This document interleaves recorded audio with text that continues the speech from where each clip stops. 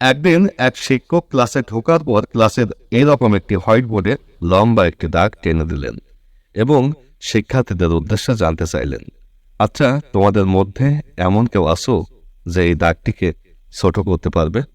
কিন্তু শর্ত হলো এই দাগটিকে কোনোভাবেই মোছা যাবে না, অর্থাৎ না মুছেই এই দাগটিকে ছোট করতে হবে। তারপর শিক্ষার্থীরা সবাই অবাক হয়ে গেল, কিভাবে সম্ভব? একটি দাগকে কিভাবে না মুছেই ছোট করা যায়?